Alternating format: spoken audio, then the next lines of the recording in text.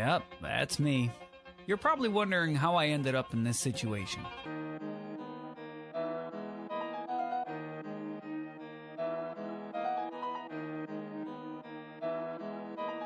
Oh, hindi ako magpipigil. Tataya lahat, hindi magtitipid. Gagawin ang dapat kong gawin. Alam ko na magagawa ko rin. Parang ako maging icon. Gusto ko kagaya ko si Idol. Aray ko! Ako na patay ni Sorry. Tara lang. Patay. Oo, tara. Patay. Ayan na, hindi sa akin. Parang rifle.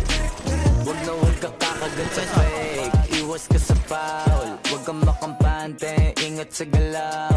Huwag puro atake. Aralin dumipensa. Minsan din depende yan kung paano ka pumwersa. Minsan kahit lang pagbahay ng pasensya. Isa yan sa mga pangunahing diferensya. Patay. Pag natambakan ka na doon ka mag-apit. Pero pag nakalaman ka na nakakampante, sana kuha mo yung punto. Mula simula hanggang sa dulo. Dapat isagad mo yung laro mo. Dapat lagi na matuto kada minuto. Parang araw maging icon. Gusto ko kagaya ko si Idol. Mala Michael Jordan no ma-high score. Kilalang magaling. Pagdating sa ring, balang araw maging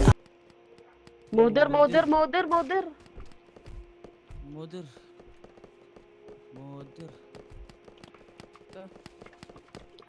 Ano meron dito? Dito ka pa mga answer ah.